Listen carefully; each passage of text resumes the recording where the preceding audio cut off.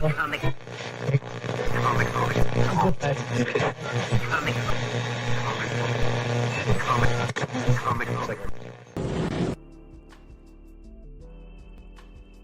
right, what's up, everybody? Welcome to Comic Book Radio. I'm your host, Peter Cimetti.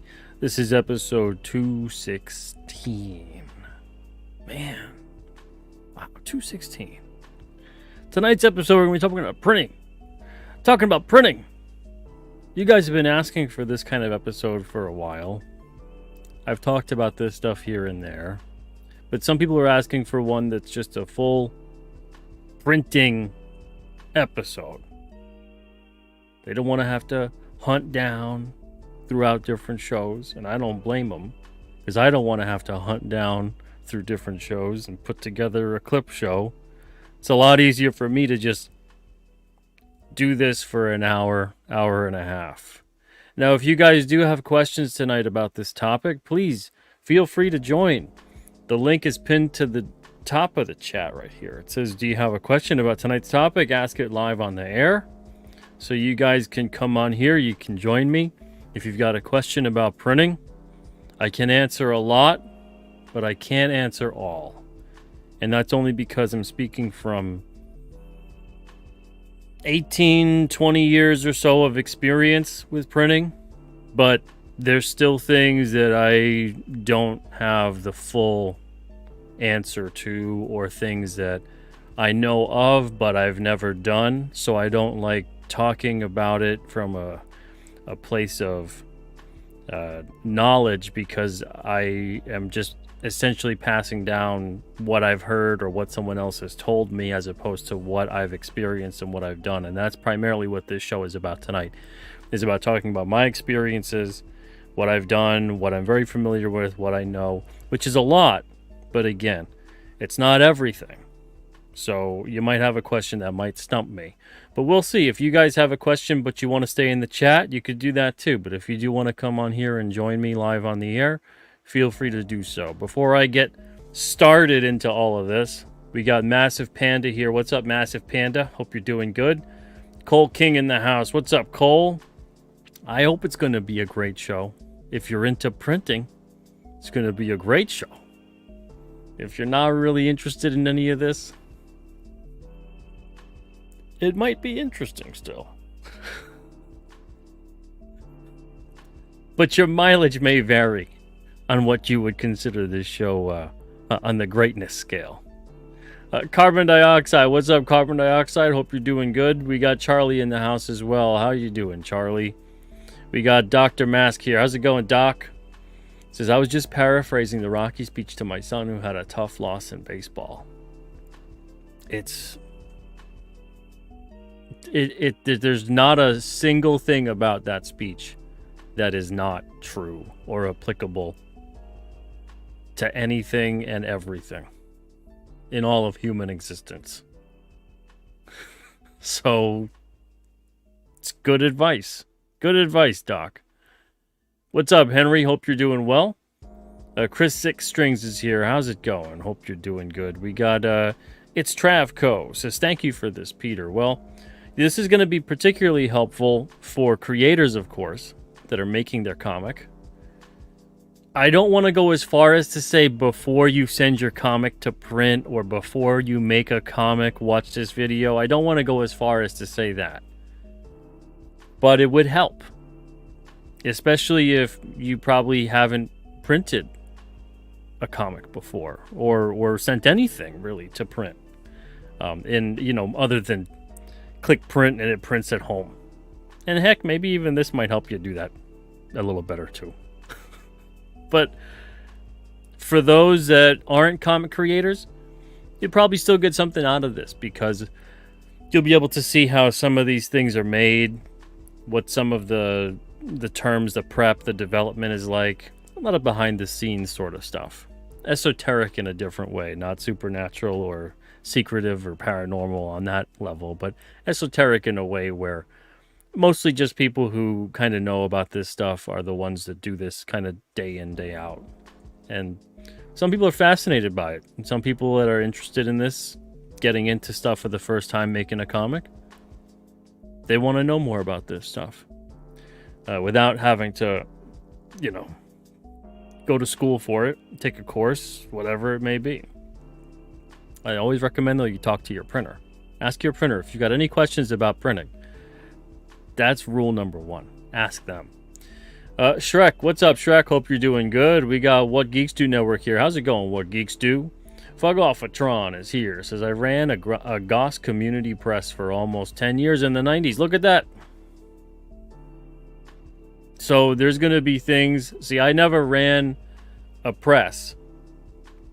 I've ran like large digital format printers, that kind of a thing. I've worked with people who've run the presses, offset, sheet fed, web press, etc. But there's some expertise right there. Seer of All That Is Obvious says, Blood Realm, the White Album dropped today. Yeah, Rob Geronimo put that second printing out of his vinyl record. This is a different kind of printing than what I'm going to talk about tonight. So if you guys are interested, go check that out. It's on the Blood Realm campaign. If you missed it the first time around on the Red album. Second pressing is the White album. Professor Murph, what's up, Professor Murph? Says pre-press is fun. For some it is. For some it isn't. I'll kind of demystify a little bit of it, I hope. But we'll see. Maybe I'll make it even more confusing than it was before. Ronan47 Comics. What's up, Ronan? Jeff Kimbler here. What's up, Jeff? Hope you're doing good. Massive Panda says, have you ever seen the comic Santos Sisters? Yeah. They advertise in Alterna all the time. They did this intentional color shift to get the color slightly outside the lines to get the print quality, that old school vintage look. Yeah, and you can do that, just you shift like you pick a layer, any layer. Cyan, magenta, yellow. If you shift the black, all three of the others will look shifted. But let's say you shift cyan or yellow. That's usually a little bit of a safer shift. You could play a little dangerous shift in the magenta if you want. But you shift it just a little bit. Because, it's already going to happen if you're printing on a web press. If you're printing on a digital or, it's not a perfect science with offset or sheet fed, but it's definitely not as crazy speeds as a web press printer will go. You're not going to really get the misregistration occurring as often. But if you're printing on a web press, I would suggest don't bother doing that because, don't shift anything because it's going to happen anyway. There's going to be things where it happens anyway. And sometimes you look at it and you're like, oh, not too bad. And then other times you look at it and you go, oh, this is horrible. Oh, it's so blurry on the art now. And we've had that happen before. Both versions of that. Because our books are on a web press. You can only do newsprint on a web press. All right, so let's dive into it. Hey, Kier, what's up, Kier? Thank you for being here, bud. All right, so this is something a lot of people don't think about, and I've noticed. I certainly didn't think about this when I was starting off making comics years ago. When you start to think about printing, it's in the development phase of your comic. Most people think that they should start thinking about printing once the comic is made, the files are pre-pressed, yada yada, and now you're going to send it to the printer. The reason that I say that you need to start thinking about printing before you even make the comic, you got to think about what kind of size do you want this to be, what kind of binding, what kind of format in terms of, is it vertical, is it horizontal? So portrait, landscape.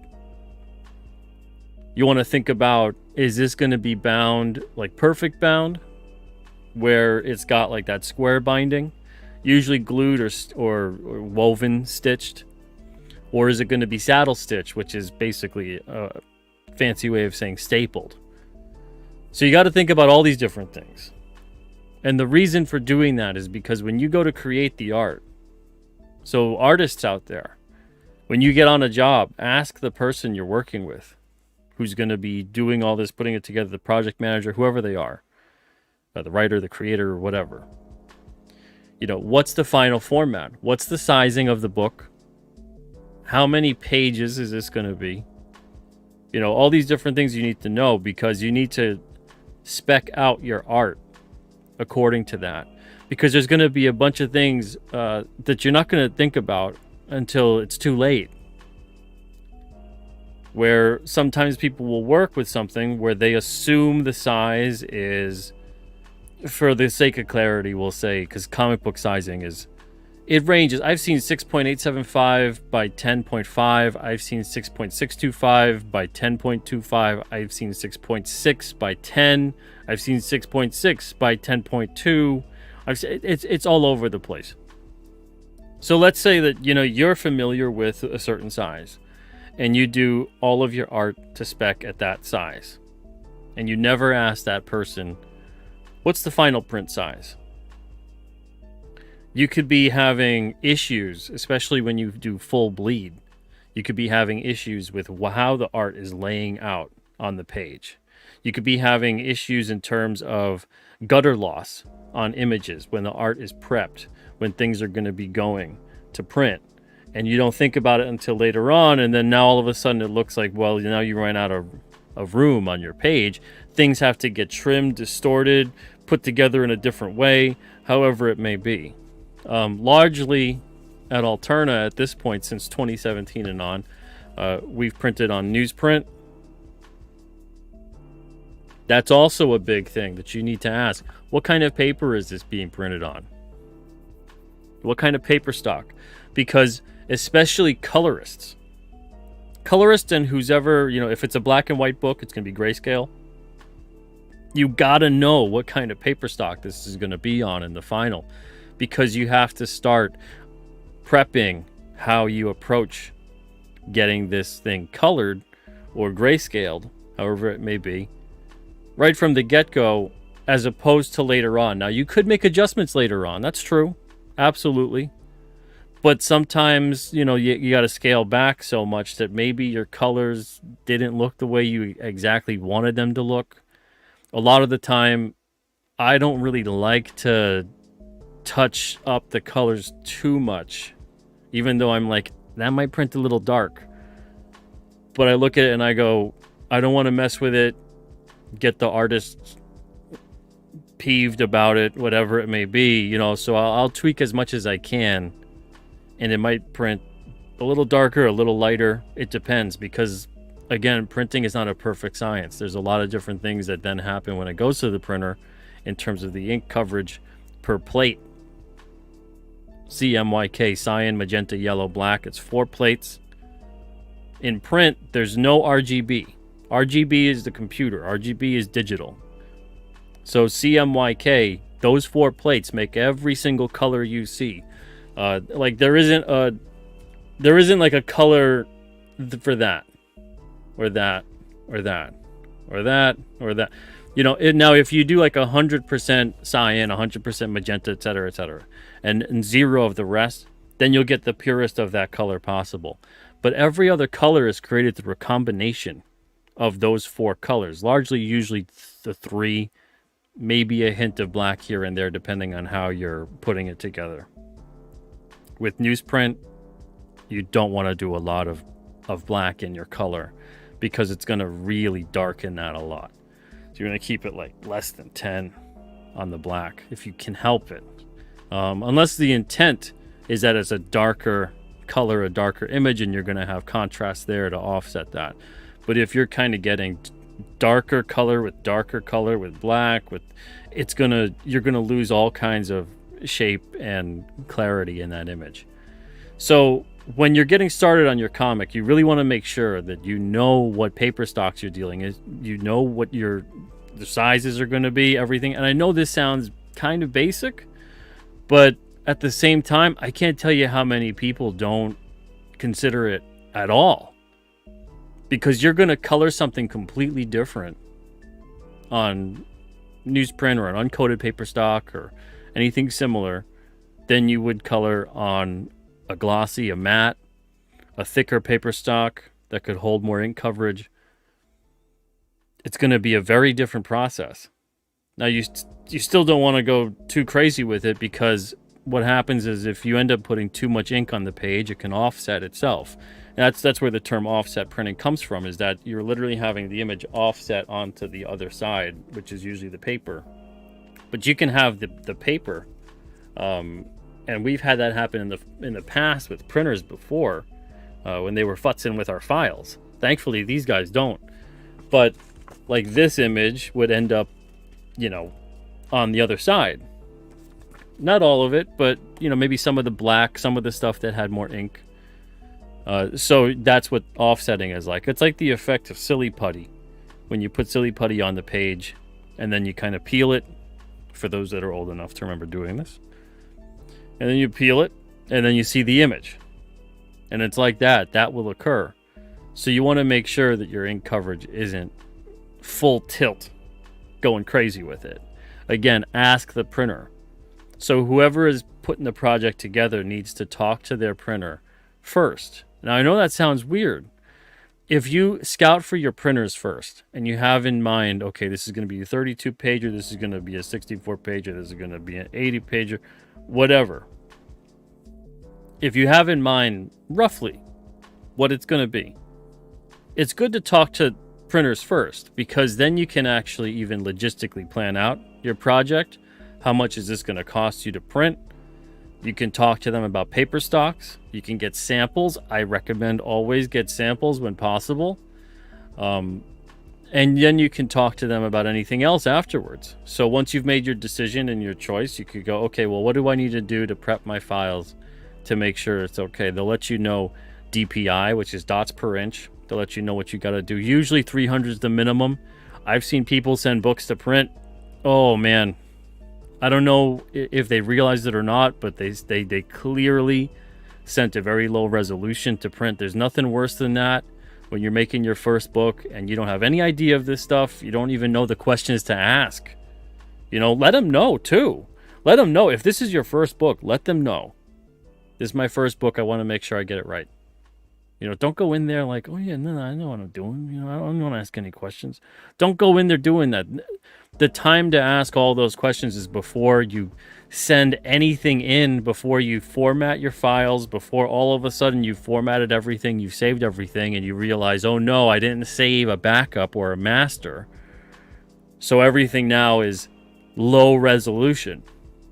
That's happened on projects where I've seen that occur, not just elsewhere, but I've seen that happen with people sending that in for submissions for final project, and I'm like, look, like this is very low resolution. Do you have a high resolution file for this? And then they look and they go, oh no, I messed up.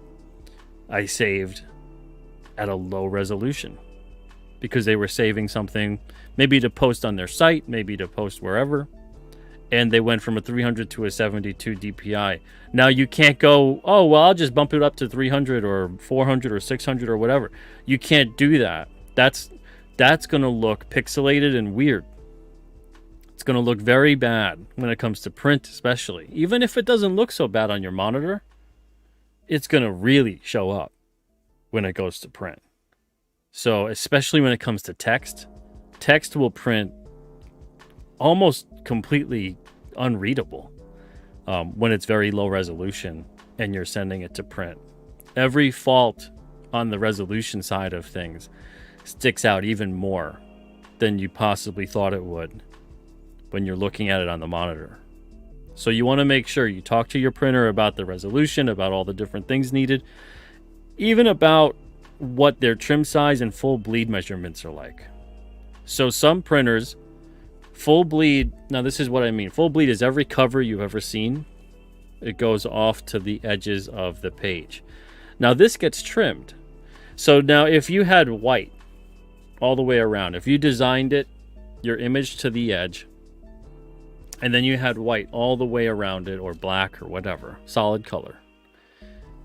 When this gets trimmed, there's always going to be parts, every now and then, a little bit, maybe a 1/16 of an inch, an 1/8 of an inch, something like that, where you're going to see where the art isn't there.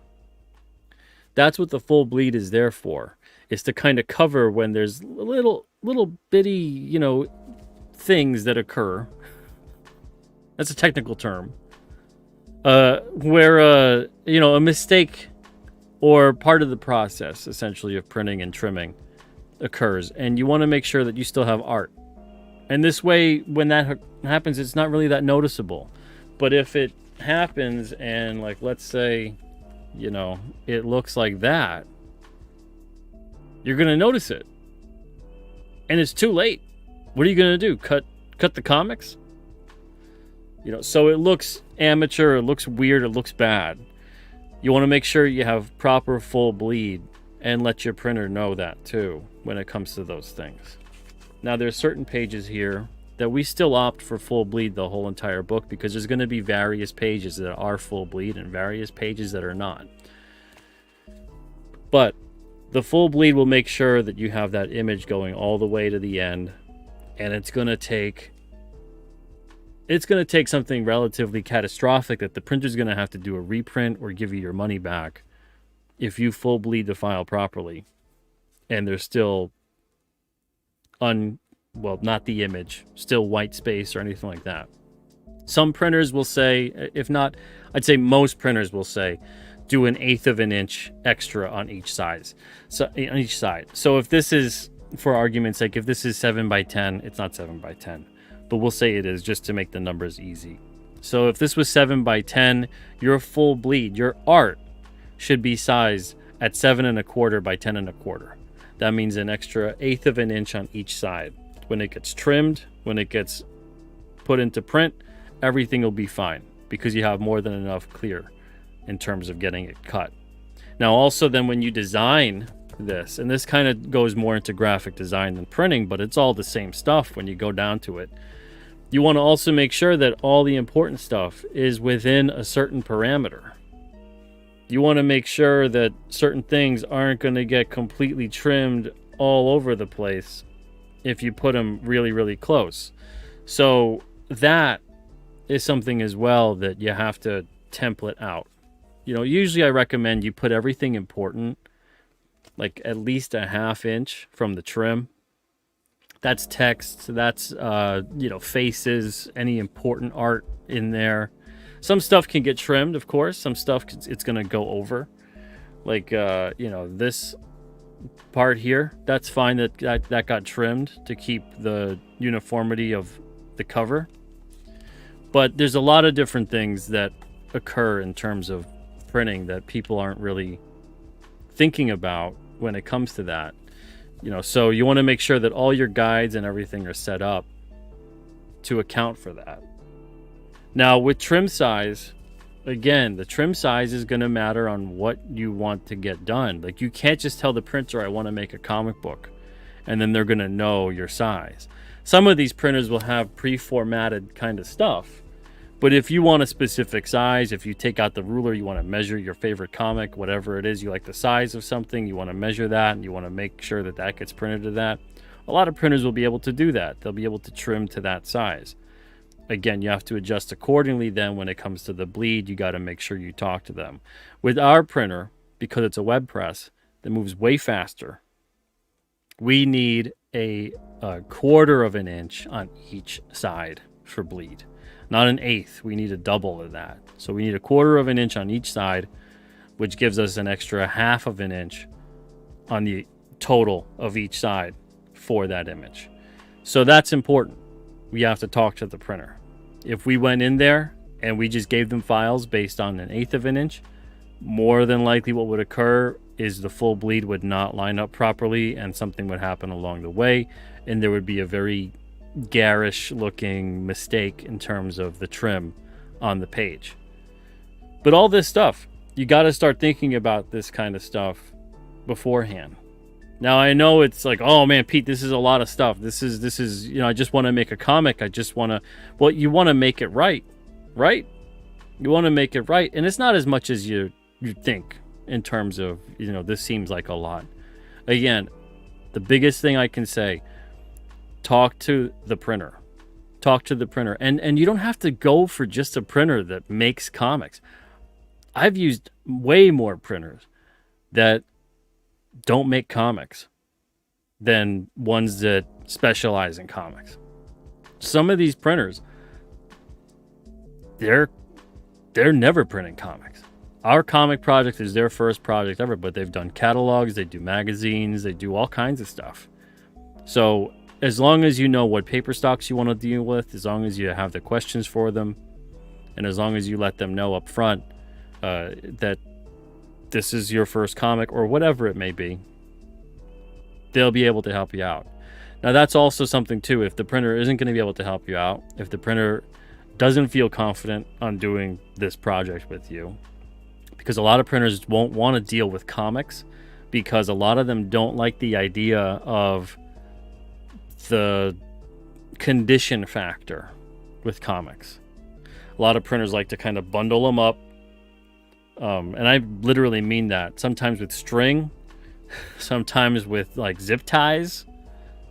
Especially when it comes to printers that are dealing with stuff that is not for resale. They never really think about condition. That's something else you got to talk about with the printer too. So if the printer doesn't want to deal with comics and condition, and they don't have the boxes to ship them in, and they don't want to deal with all that, they'll let you know. But that's where you got to be upfront with them about it. So there's a lot of different conversations to have about printing that have almost nothing to do with printing in and of itself. And most people are not going to think about any of this, because that's the thing that's tough, is that when you're going into it for the first time, the second or the third, whatever it may be, you might even be doing this for 1 or 2 years, and you're still not going to have an idea of a lot of the different things that you either need to ask or look out for, or maybe you need to brush up on or research more into. So if you don't know the questions to ask, you're not even going to ask the questions. So it's not your fault. Everyone gets there at some point in time when you're new with this stuff. But there's a lot of people out there making their comics for the first time. There's not a lot of people that are really diving into seeing what they need to do to prepare their comics so it looks great and get it to print. It's a whole other level of skill set. And it's not just pre-press. Because there's pre-press stuff, in terms of the sizing and everything else. And once all the art's done, once your art's done, your books, files are all ready to go. And now, you got to pre-press everything, make sure it's all uniform, make sure it's the right size, all that stuff. But there will be times where if you're working with someone, I'm sure that if you've been doing this long enough, you've probably worked on at least one project that's like this, where someone set up their files completely wrong, where their original art was not ratioed out to actually work with what you've got to print. And now you're looking at it and going, well, this needs to be full bleed. This needs to be a full bleed image, but they made it look, they made it look like this instead. How the hell am I supposed to make that full bleed when that's clearly not going to be full bleed? There's a lot of instances too where people will put files together, and when the lettering is going on, the lettering on a full bleed page, it won't be communicated, look, stay within this margin, stay within these guides, don't letter past them. And the letterer will go in there and letter to the edge of a page. That's going to get trimmed. Or you're going to have to downsize that page to not get it trimmed. Or the letterer is going to have to go in there and readjust everything all over again. So there's a lot of different things that you have to communicate, that you have to look out for when you're sending these books to print, when you're putting all the files together. That pre-press is kind of like pre-production before you go to press. And then there's post-production stuff that you can't really do. Actually, let me say it like this: pre-press, like in film, is post-production, because there's the production and then there's post-production in terms of you're making it look good, you're correcting certain things, you're editing, you're getting certain things done to make it finalized and send it to print. And I know it's pre-press, but it's before you're sending to press. Now, once it's at the printing place, the printer, once it's there and they send you a proof, more times than not, unless you get really lucky, if you start to find glaring errors, if you start to find that you didn't format your files correctly, there's things getting trimmed, There's low resolution. There's all kinds of, typos. We're all going to have typos every now and then. Sometimes, you get a typo on a page or whatever, and, you grit your teeth instead of paying like the $75 or $100 to replace the page. But there's going to be sometime where you look at it and you get your proof back, whether it's digital or in print, and you realize all the mistakes you made. So I strongly suggest, before you even send anything to print out a couple pages at home, especially if you're lettering or you're just even getting stuff back from the letterer. So lettering, right? You want to make sure, print it out and see, is this actually, can I read this? Because there's a lot of lettering out there, I'm noticing nowadays. And I think because it's so much in the digital age that we're in, where people are lettering, and maybe they've got it zoomed all the way in or whatever it may be, or maybe they're thinking like, I don't want to fill up the lettering on the page, whatever. But the lettering is so small on a lot of modern books, whether it's corporate, indie, whatever. Not all of them, but a lot of them. It's very small. And you'll be looking at it going, why didn't anyone just print this out to see if they could read it? Very, very small lettering. That's crazy, right? And then there's also lettering too that sometimes it's way too big. There'll be creators over the years that have had very small lettering and very big lettering. And I've tried to say, look, get your lettering to look more like this size. And they sometimes do, and they'll correct it, and sometimes they don't. So it's very difficult for me sometimes to implement saying, look, you have to do that to that spec, because the creators want to do books their way. Eventually, it doesn't always pan out that great, and it's not just because of the lettering or whatever, but I digress. That's a whole different conversation. So when it comes to lettering, when it comes to your art, when it comes to seeing how everything is lining up, make sure, just do a simple test print at home. If you've got a printer especially that could do CMYK, so I think Epson printers have that. They're always the annoying printers that they have, the 4 different inks. And if one of them goes under, you can't print anymore. But those will give you a more color accurate proof at home. So you can actually see, well, what would this look like as opposed to what you see on the monitor. Because it's going to be difficult to replicate, especially depending what print stock you're using. It's going to be difficult to replicate the exact color you want based on what you're seeing on the monitor. You can come close. And then you can learn, after you work with the printer long enough, you can kind of learn the different tolerances in terms of what certain colors print like. Maybe the red prints a little bit more yellow. Maybe it prints a little bit more magenta. Maybe the blues are a little bit more towards the cyan, or maybe they're a little more purpley. Maybe, they got a little more of the magenta in there. All that kind of different stuff. You kind of learn how the printer ends up finalizing the work. But you have to do that only through getting something done with them. So you got to learn the hard way. So there's all these kinds of different things. All this kind of stuff is something you really got to take into consideration before you send a book to print. And I know it's a lot. And I'm going to now take some questions here before I get on to the next part, which is mostly about pre-press and getting stuff ready to actually send to the printer.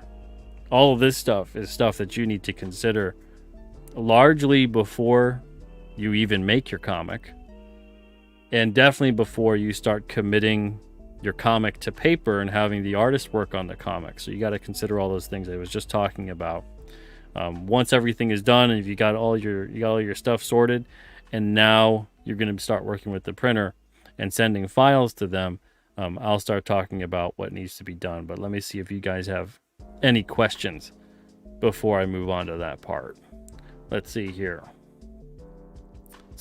Carbon Dioxide says, my goal is to print my comic on newsprint. Fugolfatron says the inkwells run low and that changes the colors. Exactly. Yep. Especially, it's super noticeable when the black ink well runs low. That's very noticeable. Massive Panda says, yeah, I'm just now starting to do research on saddle stitch versus perfect bound since my page count is getting up there. Yeah, there's going to be certain points. Like, some people have asked us, why can't certain story arcs be turned into alternate giants? And it's because they just can't staple. They physically cannot staple through that many pages. So it would have to be perfect bound. Now, we're doing a lot of different things towards the rest of this year and then next year and moving forward, and we're probably going to start getting back into graphic novels again and doing because digital printing now is so much further along than it was when we had stopped doing graphic novels.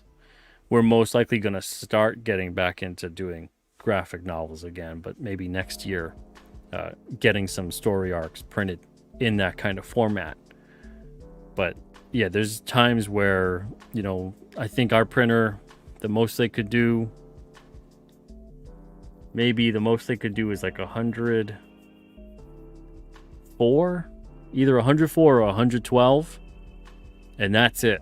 And even then, they don't really recommend that. They want us to stay under 100. They want us to stay at 96. That's something else too. When you talk to your printer, there's some printers that are going to say that you could do in increments of 4, and some printers that are going to suggest you do increments of 8, and then other printers that are going to suggest you do increments of 16. When you're talking to a printer that's talking about 16 or 8, you're talking about a half web versus a full web.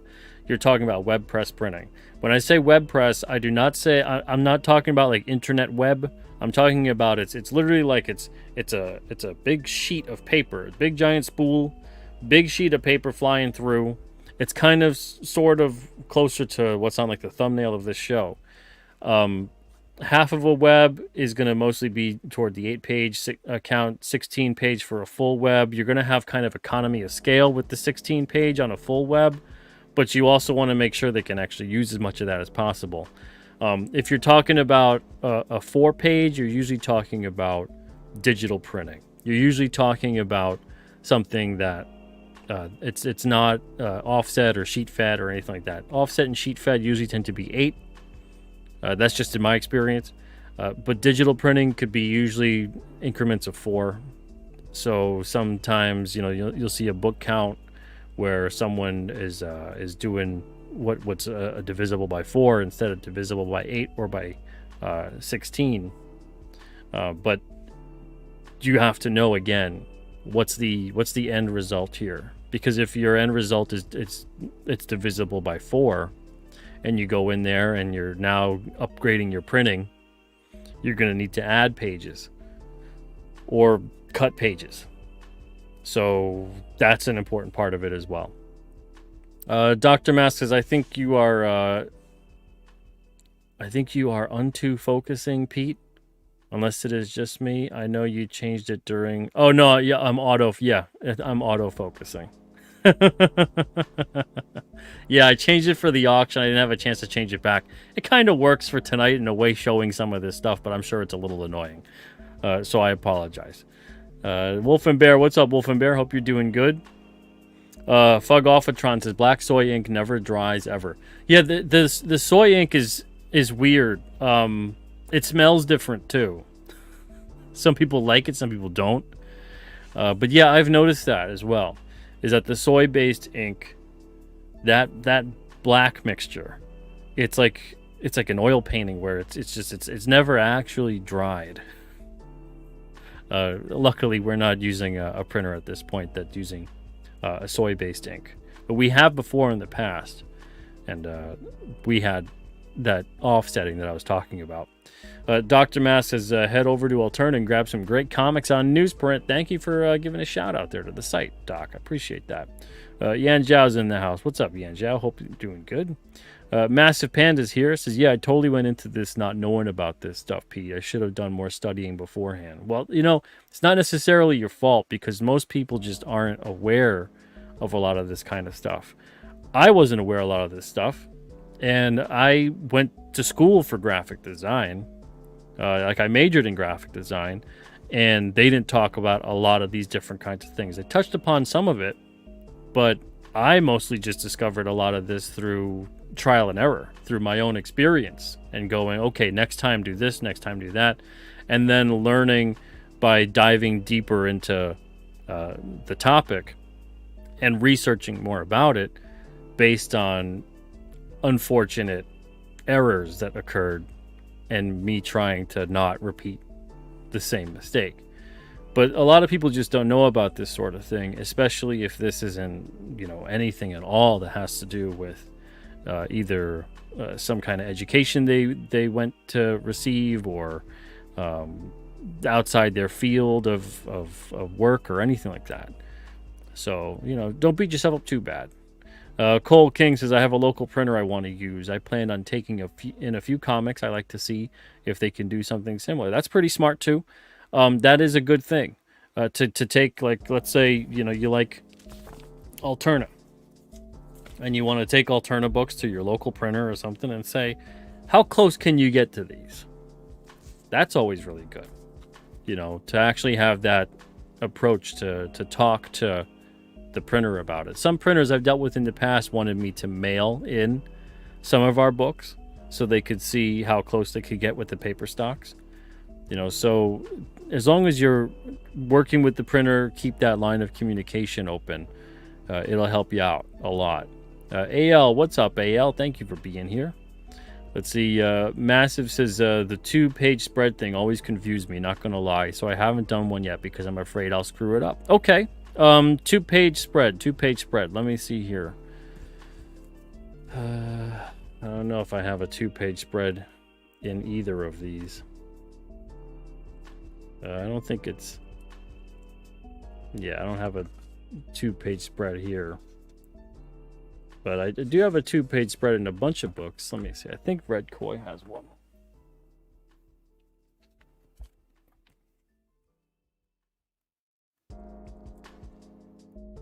I'm pretty sure anyway. Yeah. Okay.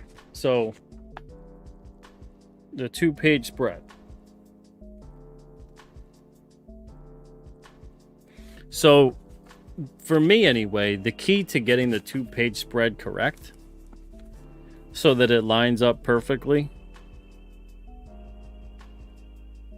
you take the complete image of it. So you would take this essentially, then add in whatever you want to see the bleed, if you need a border or whatever or anything like that. Add that in. Make sure whatever you've got is the final image in terms of what you want it to look like when it prints. Now, however big your book is, so our books are 6.625 wide by 10. So you want to then adjust that so that you've got the whole thing across, with it being 6.625 times 2, which gets you some crazy number that I can't put together right now unless I use a calculator. So it'd be 6.625 times 2. 10 stays the same. All right, so then you have your bleed added to that. Treat it all as one page. Now you have your singular pages. Take your big image here. Take the big image and put it all the way flush with the bleed of the page, of the whole page in and of itself. It's a lot easier if I was able to show you what I would do, but essentially you want to take this image, put it all to one side. You're going to have a little overlap, and then take this image side and put it so that it's like this on that page. So essentially you're going to have the full image, but you're only going to see this side, and then you're only going to see this side. But you want to make sure that the end edge is all the way to where it is. Now when you look at them, because they hadn't been trimmed yet, they hadn't been sized properly yet for the page, you're going to see some of it coming over the other side. You're going to see some of the other image coming over the other side. When you go to trim and you take off whatever the bleed is, like on ours, the bleed is 1/4 of an inch on each side. So when I take and remove that, the image ends up being a perfect image. It's a very clumsy way for me to explain it this way. It's a lot easier if I was able to potentially maybe show you, but I don't have the proper setup right now to do something like that. But it's not as scary or as intimidating as you might think it is. You just want to make sure you're treating the entire whole image as one big, like a poster kind of a thing. And then you're isolating each part of it onto a page. And now also when you design a 2-page spread, make sure that the lettering obviously doesn't go in the middle and it'll get trimmed off. So that's something that's important that needs to be considered as well. But it's not as intimidating as you might think. 122476, what's up? Hope you're doing good. Let's see. Carbon says, Panda, I'm in the same boat. I'm so confused by this realm. I just want to draw. And that's the thing, is you want to logistically get a lot of this stuff down because it'll make your life a lot easier when it comes time to get something produced. Because you're going to find that if you don't know any of this stuff, you're going to end up either having your art not look the way you want it to look in print, or you're going to end up getting, it's going to be worse. You're going to have certain things that are cut off and are not going to be printed at all. And you're going to have to really consider, how do you get that done the right way? And hopefully that happens before it goes to print and not after. Because there's nothing worse than you end up sending it to print and then you notice everything that's wrong afterwards. Let's see. Massive talking to Carbon right there. Doc says, great stuff to know. I wouldn't have known to put the printer first. Yeah, definitely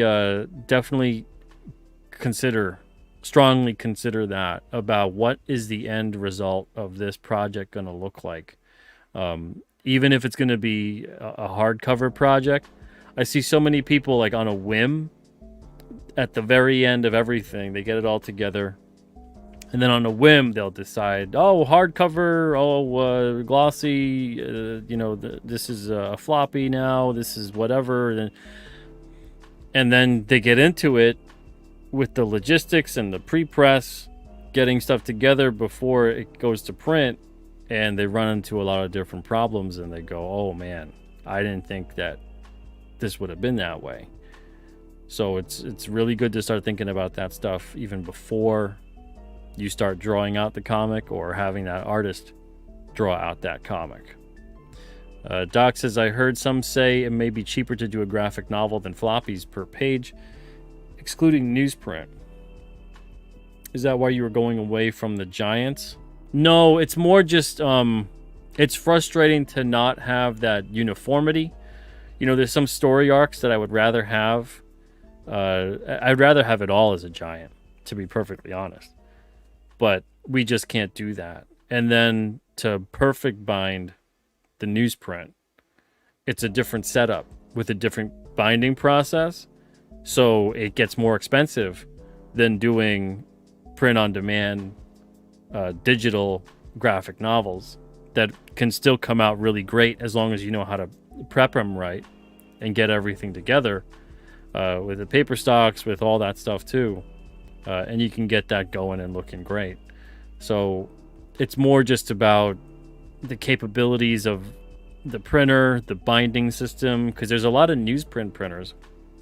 This is something else that I've heard a lot of people talk about before, where they're confused about newsprint in the realm of comic books and why it's kind of difficult to find a newsprint printer to print comics. And it is, admittedly it is. There's a bunch out there that will do it, and maybe it's very expensive because of the fact that it's a heat set off a web press instead of a cold set.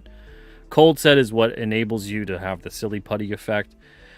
Heat set, and it's a lot cheaper.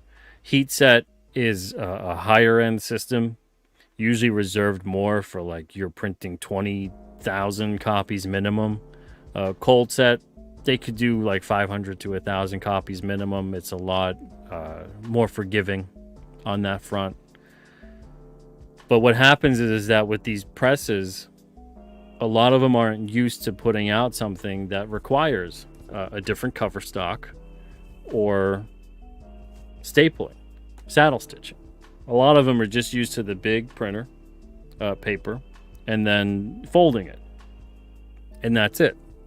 Some of them don't even have the equipment for saddle stitch and for a different paper stock. There'll be printers that sometimes they need to get the different paper stock to come through if they do have the binding equipment, but they don't have the separate press to do a cover stock. They'll have to ship in the sheets of cover to get them trimmed and put together and assembled. We had one printer that was offering to do that for us, and I just, the idea of it kind of turns my stomach because I'm just like, man, this is Murphy's Law of waiting to happen. You got to get all your cover stocks shipped in from another printer. Oh boy.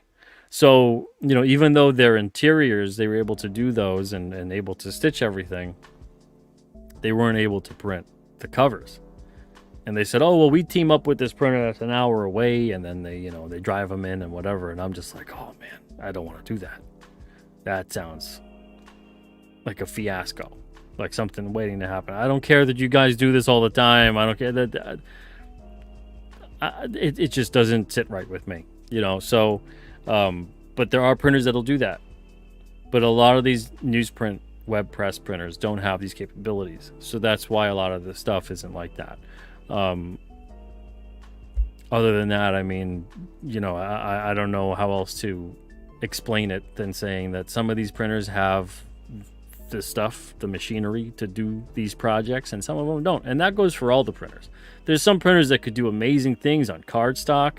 They can make stickers. They could do like a holographic foil. They could do all kinds of things. And then there's some printers that they can only just print black and white on, a couple different uncoated paper stocks. So you really got to search around and contact printers based on your specific needs. But the thing is, though, is that some of these printers that will maybe be specialized in only certain things, like we had graphic novels being printed for a long time, just black and white for about almost 10 years. And we went with a printer in Michigan by the name of Patterson Printing. And they were among the most affordable in the country because they specialized in just printing black and white. They only had a couple of paper stocks to choose from, so they ordered a lot of those. Their volume on orders of that stuff, their house stock or house stocks, it was a great deal. Way cheaper than most other places. So it made black and white printing even cheaper than it already was.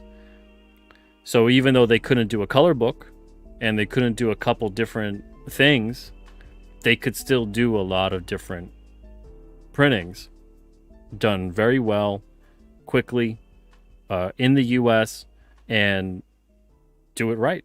So you gotta search around, and it takes some time. When it came to the newsprint printing, man, I mean, I think we've been through 5 or 6 printers at this point. I've talked to probably over 200. It runs the gamut. And at this point, some people have asked us for our newsprint printer. I don't give that out to anybody. That is a very guarded secret at this point. If through some strange circumstance you're able to figure out who it is, you go to who it is, and you end up doing business with them because you were researching how to find the printer, then that's what it is.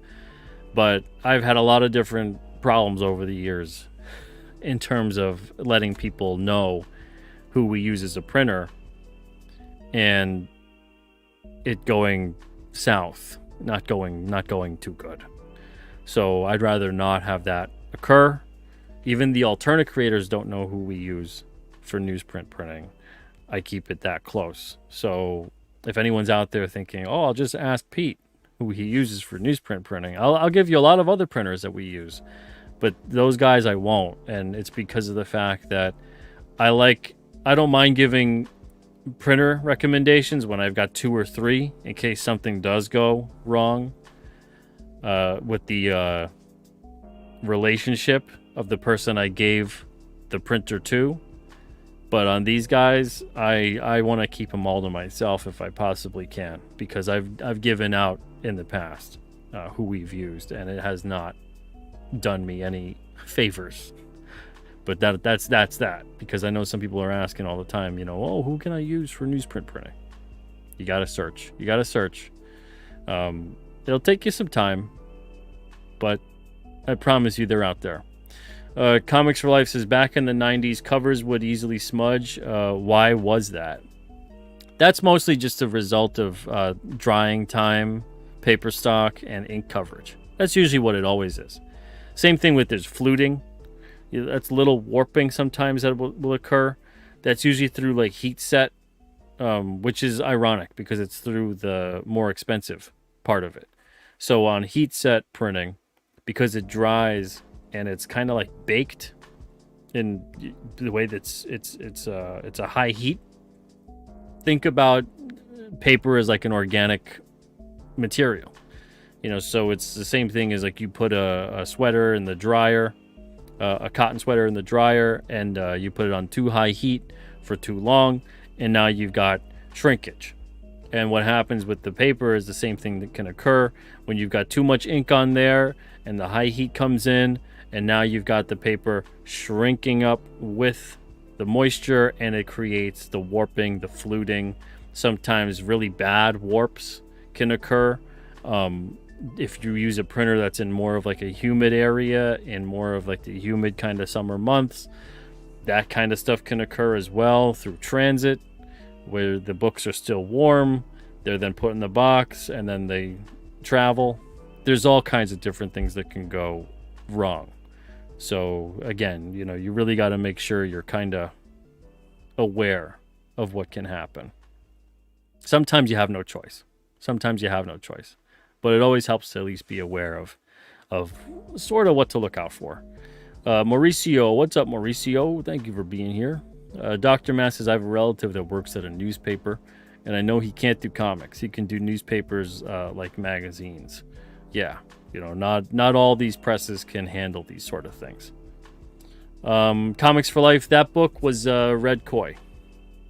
That's Red Koi. This is issue 7. Let's see, Massive Panda. Yeah, definitely. No faces in the middle. There's so many 2-page spreads that I've seen over the years, especially from some of the bigger companies where they put the face in the middle and they're not prepping the spread the right way on top of it.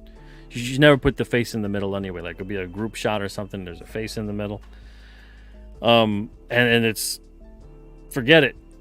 The gutter loss that occurs, and gutter loss is more likely to happen in a perfect bound book as opposed to a saddle stitch book. But gutter loss is basically the gutter eats the book. So it'll look, more like this, your spread. And if you've got a face in the middle, well, you can only imagine what that's going to do to that face. It's going to squinch it up.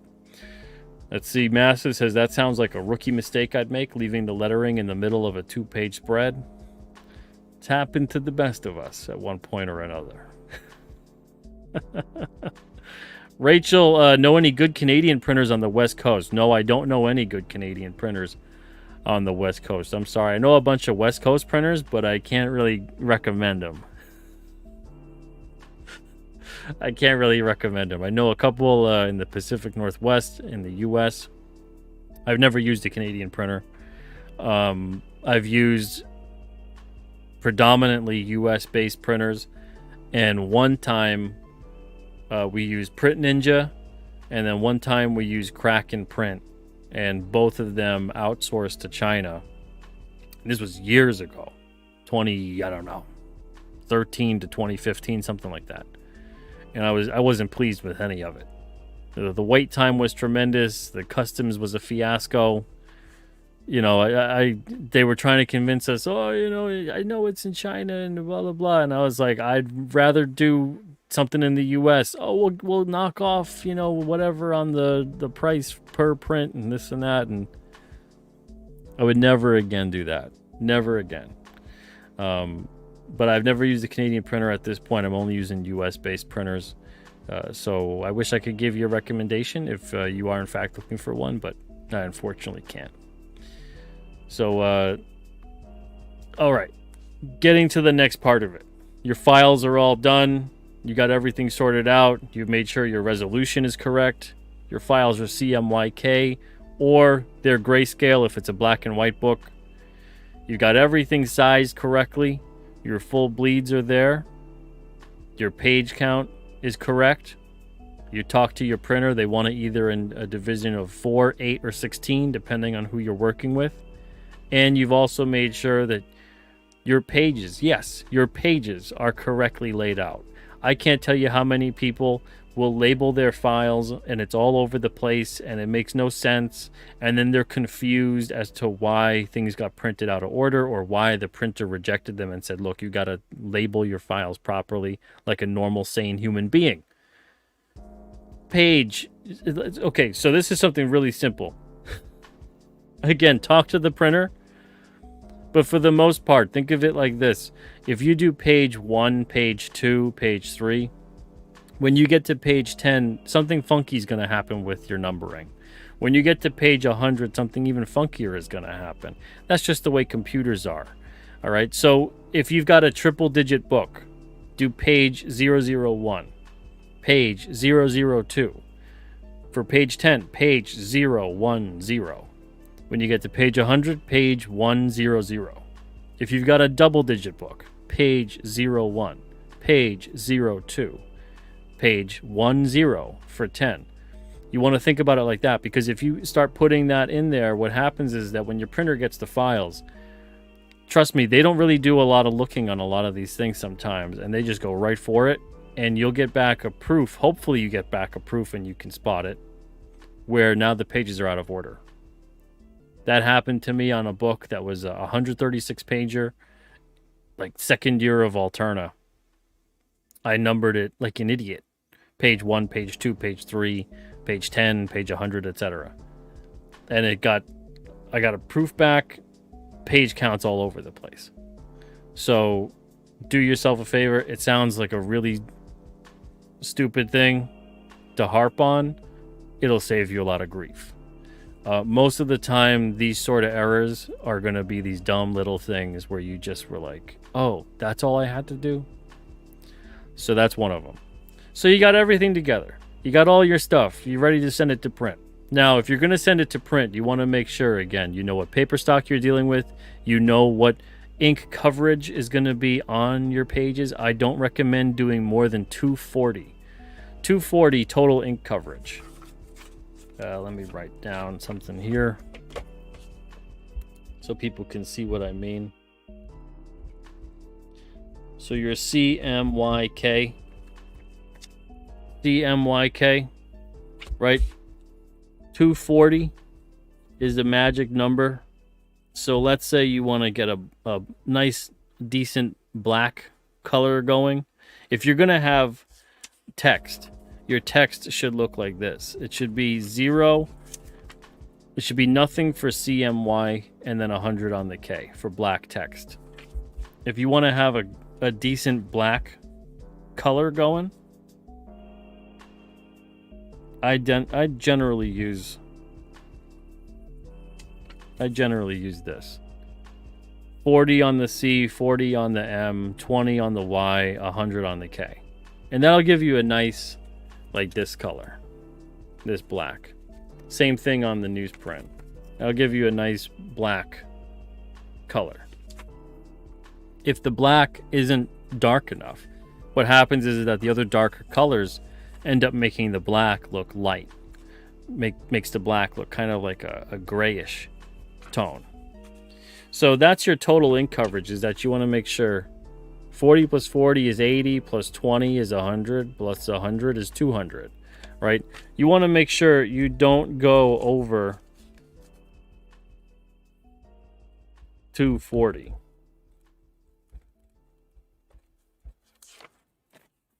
Right? So don't go over 240 between those four amounts. If you start going over 240, I don't even care if it's a coated paper stock. If you think the premium paper stock could handle it, you're going to get garish looking colors. You're going to get the dot gain is going to start going crazy on you. You're going to get ink spreading out. You're going to get paper, the likelihood of your paper warping, the likelihood of the book looking funky when it comes to that increases exponentially. So keep your paper stocks, keep your ink coverage 240 or less. That's a huge thing. I can't stress that enough. And when it comes to colors that have black in there, 10, 15 black at the most. Everything else, mix it with the color. If you're using an uncoated paper stock, that rings even truer. You can get away with some of this stuff if you're using a coated paper stock, if you're using a matte. I prefer matte over a gloss, or they call it silk coated a lot of the times nowadays, over gloss. Sometimes the gloss looks nice on a cover. I don't really like putting the gloss on the interior where you're supposed to spend a lot more time reading it and looking at it. UV coating. Now, this is a lot of different things you got to think about as well that you don't necessarily need to think about before the way you need to think about a lot of other things like I just talked about the first hour. But if you want to think about UV coating for your cover, it's going to make it kind of pop and shine, and it's going to last a bit longer. It's going to make sure that the colors are vibrant, as opposed to an uncoated cover or a glossy cover or a matte coated cover, that kind of a thing. There's all kinds of different cover finishes that you could do. Again, talk to your printer. They could do some of them. Maybe they could do all of them. I'm still trying to find a printer that could do glow in the dark on a cover, and it doesn't cost an arm and a leg. But especially on a regular, not a cardstock cover, but like a regular kind of, maybe do a little bit of a thicker kind of stock, but not a cardstock cover. Something else, when you send these files they're ready to go to print, and you send the files off. Let's go back to Encrypted here. So when you send the files off, they're ready to go to print. Everything's ready to be put together. You get your proof back. Now, most printers are going to give you a digital proof. Some of them will give you a physical proof if you either pay for it or request it, depending on how the printer works. It's up to them. It's up to you what you prefer to see. Some of them will do both. But if you do notice that anything is wrong, so if you noticed this, here's an ad. If you notice that this printed full bleed, but it was supposed to print with a border, talk to them about switching that out. Some of them will let you do that and they won't charge you, and some of them will charge you. So there's all these other kinds of things to think about. Now, when you're going to get your cover stocks treated, so let's say you wanted this to be a UV coating, or you wanted it to be like a flocked coating, or any kind of different coating that they might offer. You want to talk to the printer before anything gets sent to print. You don't want to just kind of, all of a sudden you decide, oh, wait, can you do that on the cover after you've approved of the proof? I can't stress that enough. Once you start telling them changes need to be made after you've approved the proof, it's going to get really weird for you. And they're probably going to start charging you. And sometimes they'll start charging you, especially if you don't know how to do the graphic design on something, they'll start charging you per hour on that. So they might start charging you per hour on making adjustments for something. If you tell them, oh, can you change this? Can you change that? Can you change the other thing? And then all of a sudden now your printing bill is getting higher and higher. So there's a lot of different things you want to make sure you're thinking about before it goes to print. But so now once it goes to print, yes, I was thinking about, glow in the dark for King Cryptid. One day I'll find it. One day. I've found stickers and stuff so far, but I haven't found a cover stock, a printer I could do cover stock with, especially the one that we use. They don't do glow in the dark. So once you get your book sent to print, it's kind of out of your hands at that point. Now, I'm talking about this specifically tonight because I figured, it's a good time to talk about it, because Alterna Books, we've got 4 new comics. They're at the printer right now, and they're being shipped to us tomorrow. They're not arriving tomorrow, but they're being shipped out from the printer. So I figured, hey, let's talk about printing. I also have Hall of Fame Alterna Books. shipping to us soon. Probably get here in like 2-ish, 3 weeks maybe tops. Those have a holographic foil cover and have a more high-end premium paper stock for the interior. The books that we generally print, like what I've been showing you tonight, these are newsprint interiors. And that's what's arriving. We've got 4 books going to print that are going to be getting here very soon, probably sometime next week.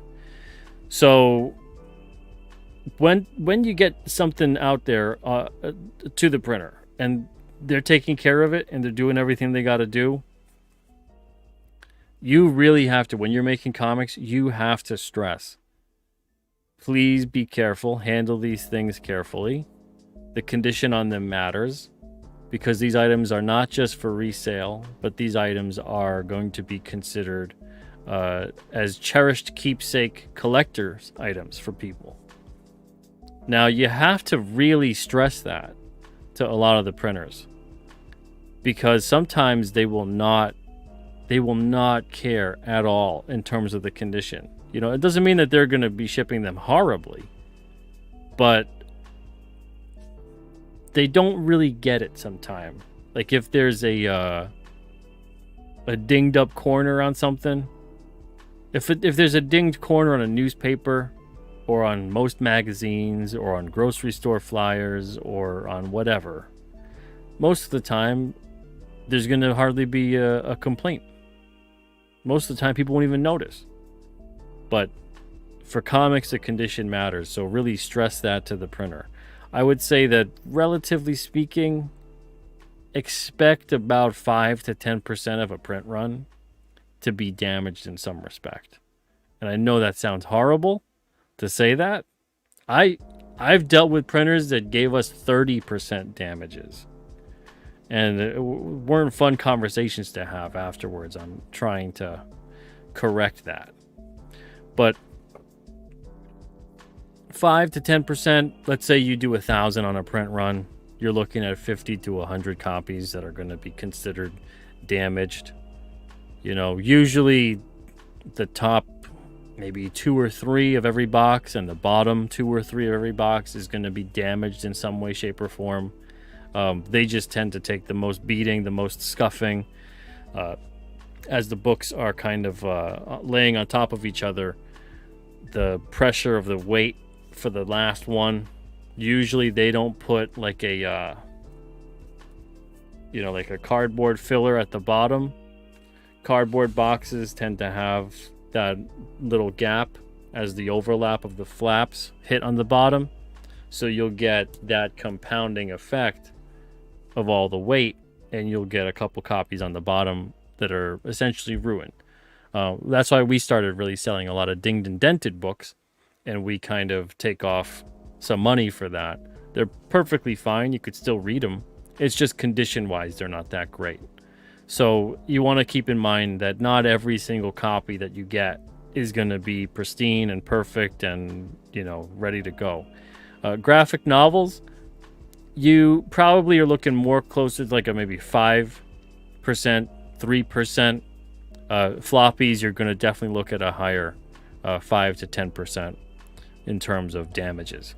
The graphic novels is just because the paper stock, the card stock is different. That's something else too. If you're going to print a card stock, if you're going to print hardcover, if you're going to print with specialty coatings or whatever it may be, again, ask your printer if they can provide you a sample for that. And if there's anything that you need to know to prepare your file in a certain way.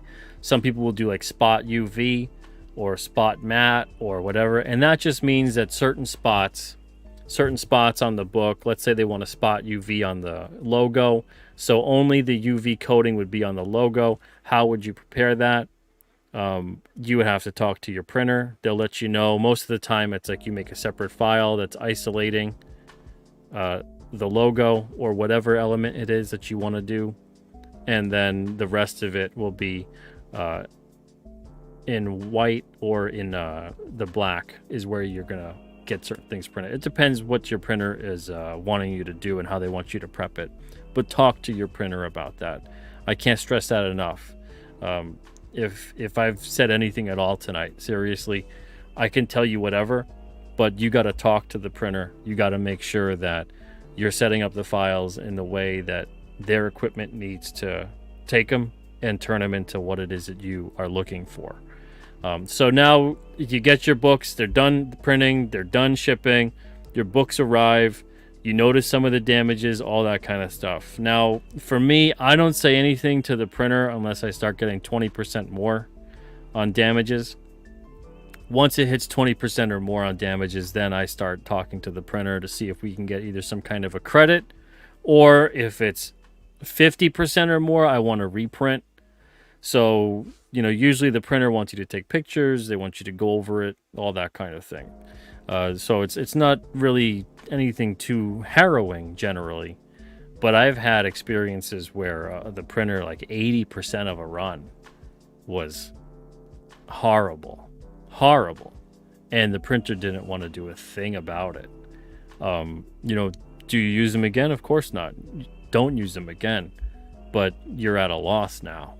Because what do? You either try to sue them, take them to like small claims court or something to get a couple $1,000s back, or you try to figure out a way to make the best out of a bad situation. Because the thing that stinks about that is that depending on what the situation is, you got to still print the book. And if the printer's not going to make it right by either doing a reprint or giving you a credit based on what they screwed up on, you could be out of a lot. So there's a lot to consider when you're doing this. But that's why it's important. Every single time that I've ever had something happen after a problem occurred with the printing, it always happened because I didn't talk more to the printer in the beginning before things. So this was more apt to happen like years ago, as opposed to something that would happen now. I talk to the printers more now and make sure they can do exactly what it is I want them to do, and they understand what I'm expecting. They understand what needs to be done on a project, and that this way I also know in that communication process, do I want to work with this printer? And so that's something to think about. That's something to keep in mind.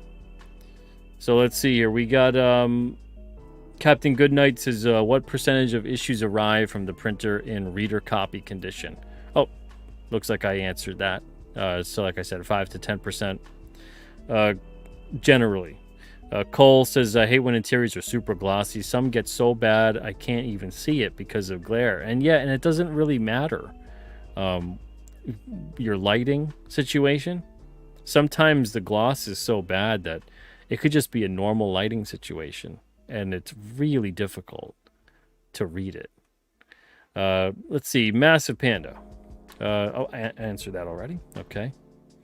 Thank you, Spicer. Appreciate that, man. Congrats on the new books. Yeah, we'll be getting those very soon. So sometime I'm thinking late next week is when they should arrive, if it's based on how the travel time usually is.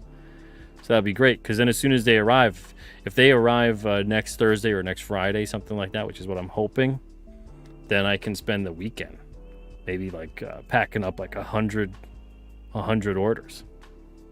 Love the weekend for that stuff. Get so much done. I don't have to worry about going to the post office. Rachel says, when will Pete start up his own printing company distribution center? Oh man, never. Never. That's a whole other.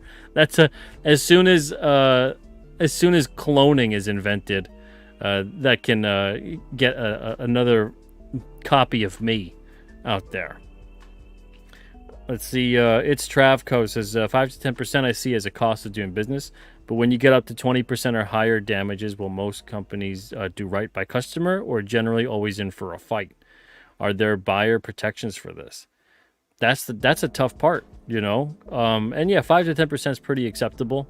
Even some printers too, there'll be an over or under run of 5 to 10%, which means that sometimes, if you order 1,000 copies, you might get 1,100, or you might get 900.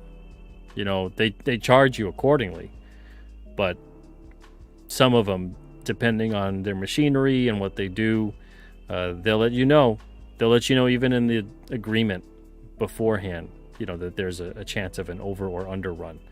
As far as if a company doesn't want to make it right, I mean, at that point in time, and this is something I stress as well,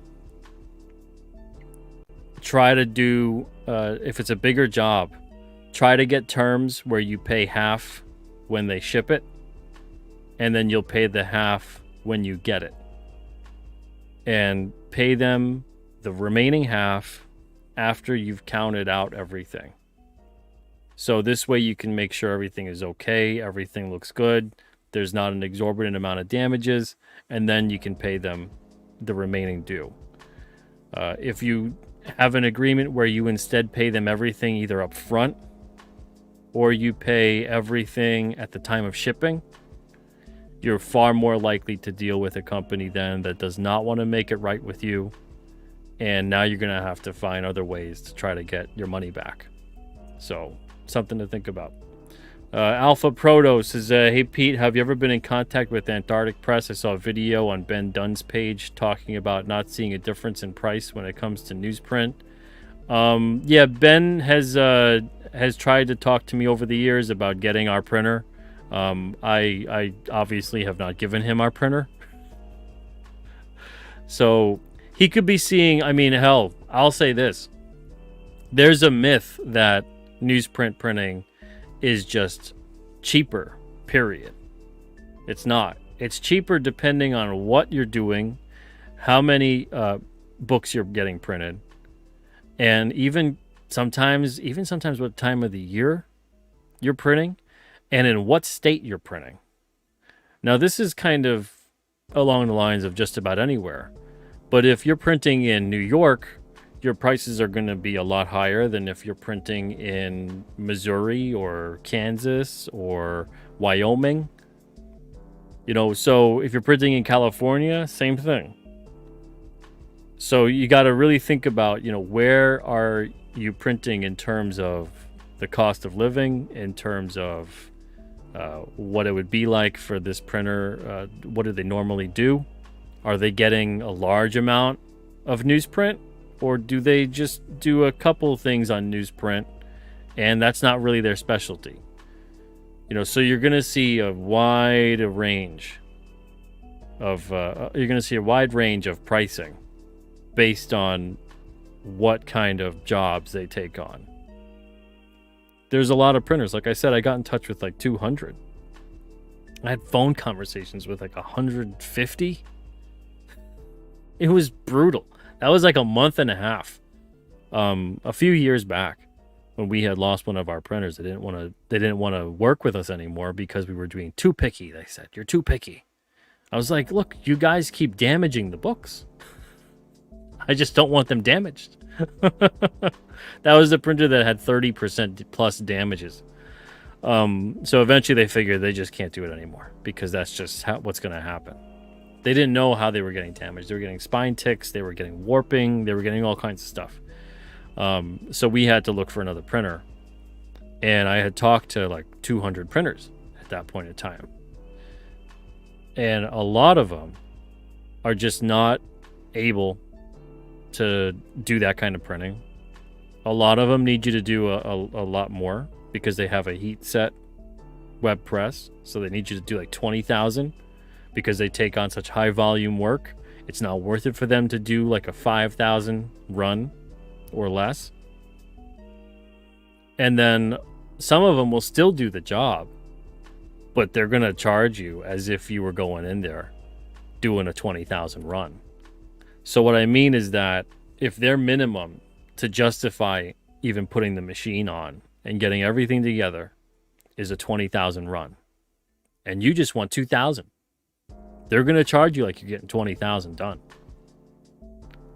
So, you either go ahead and you get that 20,000 done, or they're like, no, we'll do 2,000, but it's going to cost this amount. So it's like anything else. And then there's other printers that you will find considerable savings, but you really have to search. And that's the part that a lot of people give up after 5 or 10. They're not friggin' crazy like me. they're going to talk to 200 printers. A lot of them will be way more reasonable and go, 5 or 10 of, that's enough. 5 to 10, and it's been these crazy quotes. Forget it. I'm done. And that's most people. Most people do that. So that might be what Ben is talking about. So he's not exactly wrong. He's not entirely right. But there's definitely, I can't tell him, I can't tell you, definitely, that he's 100% wrong. Because I have had personal experience with a vast majority of printers where it's more expensive. Because you got to print so many more. Now, if you are printing like 100,000 books, yeah, you're gonna save some money. You're gonna save some money. You'll probably save 15 to 20% compared to using another paper stock. And at that point, you're talking about tens of thousands of dollars.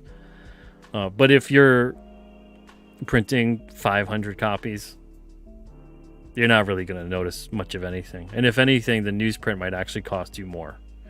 So you really got to make sure you're getting numbers up there. You're printing at least, even for the affordable ones, you're printing at least 2,000 copies. You're probably not going to see significant savings unless you're sending either an entire run of books at around 5,000 copies, or you're printing one book at around 5,000 copies. The price drops dramatically when you're dealing with a printer that can get newsprint comics done affordably. When you go from 2,000 to like 5,000 or even 2,000 to 3,000. But you'll notice that it almost seems like you go from 2,000 to 4,000. It almost seems like you're getting 4,000 books, 2,000 extra books for free. That's how much the price just drops. But you got to meet their minimum. That's the part that's tough. Is a lot of people go, well, what the hell am I going to do with 4,000 books? I think I could only maybe sell 100. That's a lot of independent type creators. Even with us, we usually print between 500 to 1,000. I think on King Cryptid, I do between 1 to 2,000. So it's that kind of thing where you really have to make sure. And that's where, as a publisher, over the years, it's been really disheartening to have a lot of books that creators aren't necessarily either pushing, or they're not committed to the long haul, and I'm stuck with tens of thousands of books across multiple titles. But eventually I have to look at it and go, I got nobody to blame but me. Stop ordering so many of those books. Even if you think someone's going to be around here for forever, order 30 to 40% more than you need, and that's advice I would give to a lot of you guys too. If you're going to order 500, maybe order 700 instead. Like if you need to sell 500, order 700. If you need to order 1,000, maybe order, 13 to 1,500. If you need to order 1,000, don't order 2 or 3,000. Don't double or triple your run. Because sometimes you look at it and go, oh, that looks like, we can get our unit cost down. Look at all of that stuff. But then that's a lot of books you're just sitting on. And it adds up, especially if you're continuing to print more in a series, or you're printing more of other books. And that's more something for like an indie publisher to worry about than an indie creator per se. So if you're just worried about your one title, your one book, 30, 40%. If you really think this is going to catch fire, 50%. I would only really recommend that for an issue 1 to do 50%. 50% to 100% more on an issue 1 is really the only place I'd recommend printing that. Instead of printing 1,000, you printed 1,500 or you printed 2,000. I would not recommend doing that on like an issue 2 or an issue 3 or issue 28.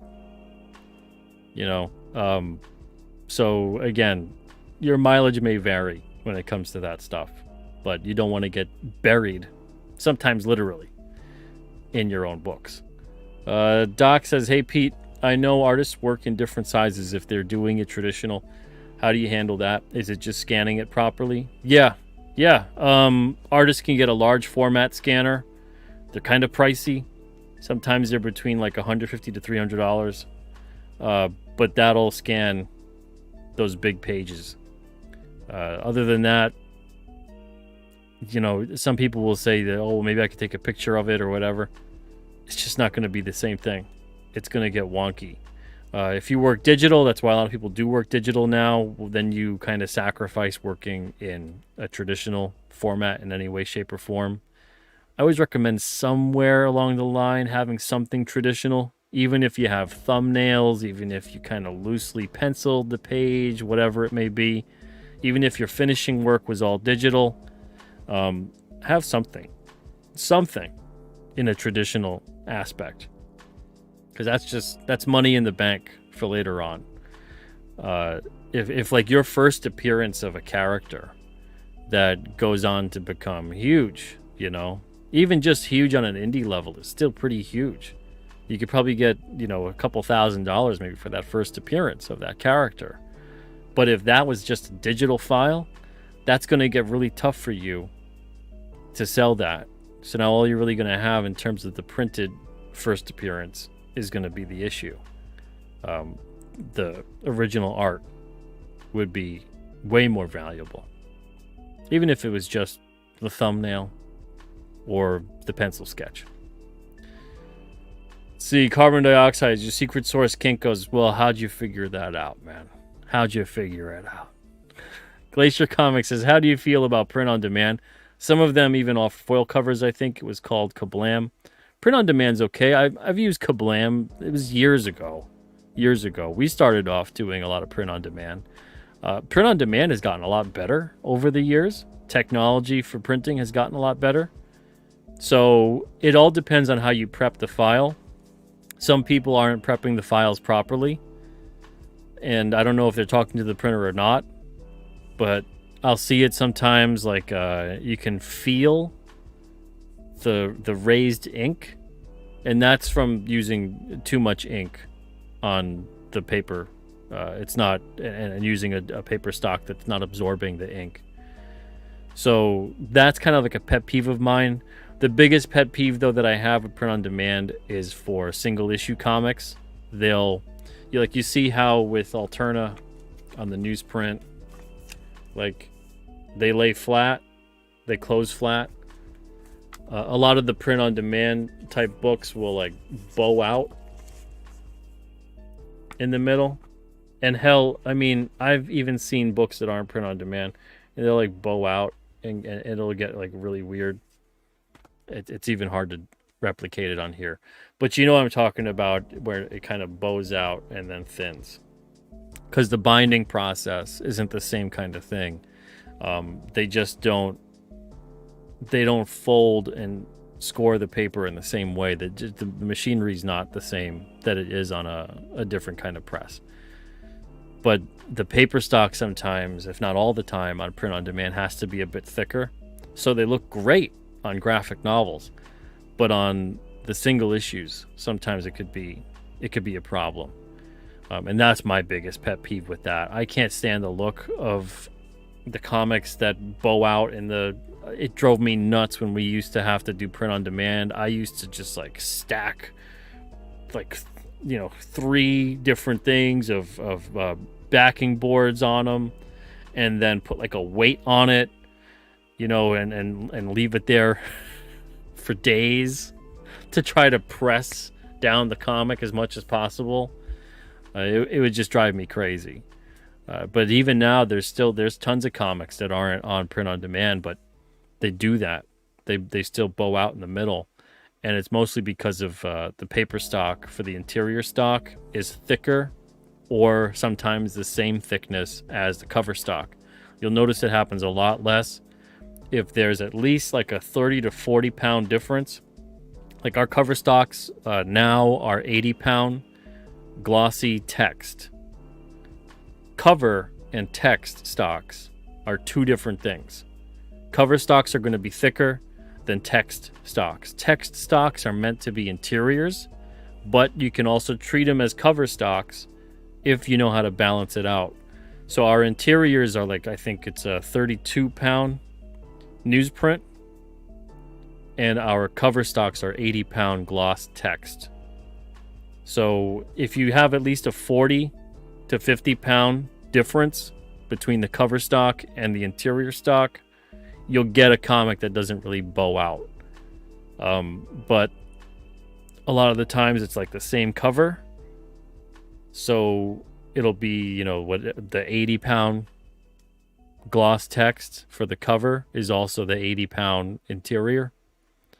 And you're having a way higher likelihood of having a comic that doesn't actually close or lay flat when that occurs. So, again, it's something that you see.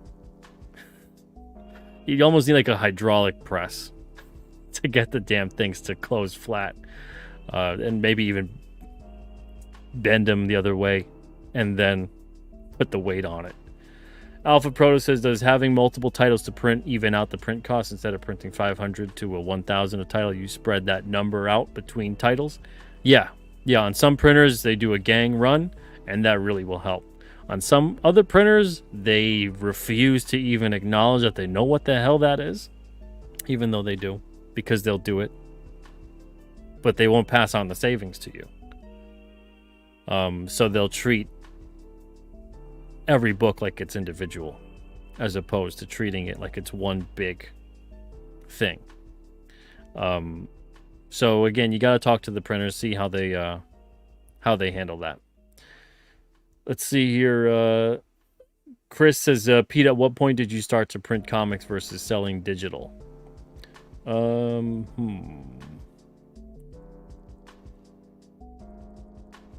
let's see. Oh, he refines the question. At what point did you decide to sell printed comics in addition to digital? It was the other way around. We sold printed comics and then we added digital. So we were always on board with that. I mean, we were one of the first publishers to be on board with getting comics on Comixology, on Kindle, on Drive-Thru Comics, on a whole bunch of places. Then eventually it just became something that didn't make much sense for us to still be on those platforms, and we just started selling digital through our own site. So it kind of worked out with having the capability to sell through our own site, and also with those other sites just kind of not performing as well as we wish they did. So, but digital sales for us they've always been between 10 to 15% of our overall sales. It doesn't seem to budge no matter what. And that's fine, but I always would rather prefer people have the printed comic. I'm a print guy. I read digital comics only when I have to. And that's largely just when I was seeing like submissions or when I'm evaluating a proof. I usually don't read digital comics. And I know it sounds horrible to say that, but some people are fans of digital. They prefer those over print. There's some good options, depending on what you have, a device to read them on, or if space is an issue and you don't really care about reading them in print or anything like that. I get it. But for me, print with comics is king. There's just nothing like it. Let's see. Rachel says sheet metal break may help. Flatten that sucker out. All right, so yeah, that's about it. I've covered a lot more than what I thought I was going to cover, actually, in terms of printing. You got to start thinking about printing before you even start creating that comic. I know, again, that it sounds weird, but you got to know, what is your end result? What is it that you want to put out here? Is it going to be a single issue comic? Is it going to have a hardcover? Is it going to be a cardstock cover? Is it going to be a graphic novel? Is it going to be perfect bound? Is it going to have staples? What kind of size is it going to be in? What kind of paper stock do you envision that comic being? All these different things are really going to be helpful for you making that comic.